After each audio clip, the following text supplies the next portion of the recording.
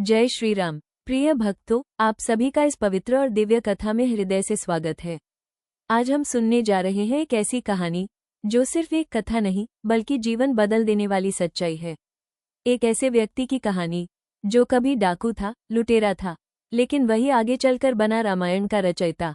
ये कथा है महर्षि वाल्मीकि की, जो हमें सिखाती है कि चाहे इंसान कितना भी गिरा हुआ क्यों न हो, अगर वो सच्चे मन से बदलना चाहे तो भगवान उसे ऊंचा उठा देते हैं।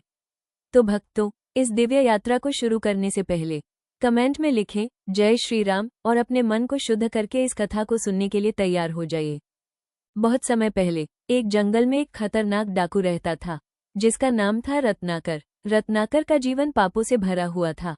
वो राह चलते यात्रियों को लूटता था, उन्हें मारता था और यही उसका जीवन बन गया था। लेकिन भक्तों, क्या कोई जन्म से पापी होता है?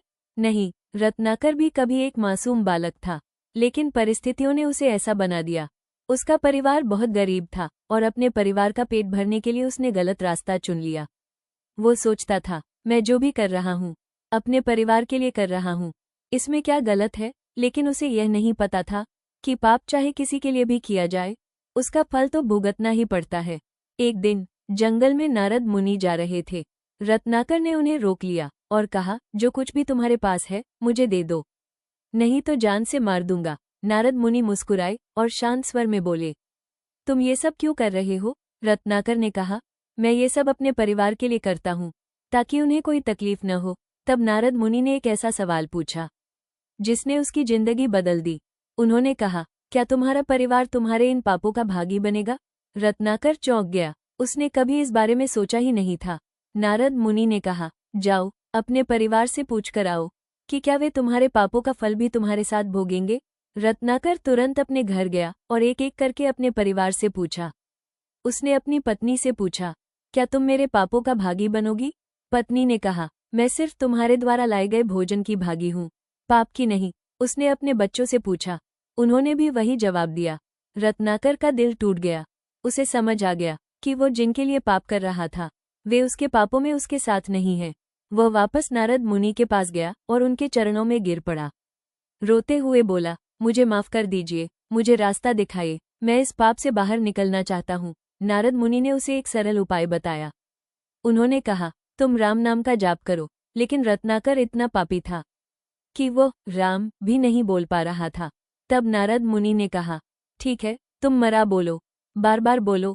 रत्नाकर मरा मरा मरा बोलने लगा और धीरे धीरे वही राम राम में बदल गया। रत्नाकर ने वहीं बैठकर कठोर तपस्या शुरू कर दी। वह वर्षों तक एक ही स्थान पर बैठा रहा, इतना कि उसके ऊपर दीमकों ने अपना घर बना लिया।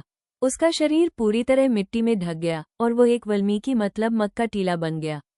इसी कारण उसका नाम पड़ा वाल्मीकि। भक्तों, ये तपस्या सिर्फ शरीर की नहीं थी, यह आत्मा की शुद्धि थी। कई वर्षों बाद जब उसकी तपस्या पूरी हुई, नारद मुनि वापस आए और उसे पुकारा। रत्नाकर अब बदल चुका था, वो एक नया इंसान बन गया था। नारद मुनि ने कहा, अब तुम रत्नाकर नहीं, महर्षि वाल्मीकि हो, एक डाकू। अब एक महान ऋषि बन चुका था। एक दिन वाल्मीकि जी ने एक करुण दृश्य देखा।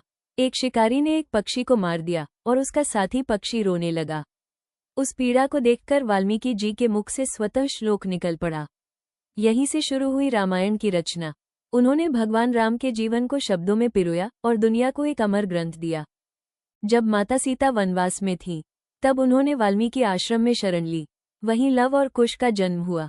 वाल्मीकि जी ने उन्हें शिक्षा दी और रामायण का ज्ञान दिया।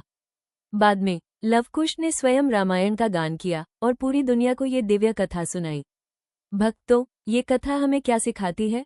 कोई भी इंसान बदल सकता है। सच्चा पश्चाताप जीवन बदल देता है। भगवान का नाम सबसे बड़ा सहारा है। कर्मों का फल हर किसी को भुगतना पड़ता है। और सबसे बड़ी बात, भगवान कभी किसी को ठुकराते नहीं, अगर वो सच्चे मन से उनकी शरण में आए। तो भक्तों, ये थी महर्षि वाल्मीकि की अद्भुत और प्रेरणादायक कथा। अगर एक डाकू, एक लुटेरा भगवान का नाम लेकर महर्षि बन सकता है, तो सोचिए हम और आप क्यों नहीं। बस जरूरत है एक सच्चे संकल्प की और भगवान में विश्वास की। अगर यह कथा आपके दिल को छू गई हो तो इसे अपने दोस्तों और परिवार के साथ जरूर शेयर करें। ऐसे ही और भी दिव्य और प्रेरणादायक कथाओं के लिए हमारे चैनल को सब्सक्राइब करें और बेल आइकॉन दबाना बिल्कुल न भूलें। कमेंट में जरूर लिखें जय श्री राम, ताकि हम जान सकें कि आप सच्चे भक्त हैं। मिलते हैं अगली दिव्य कथा में। तब तक राम नाम जपते रहिए और जीवन को सफल बनाइए। जय श्री राम।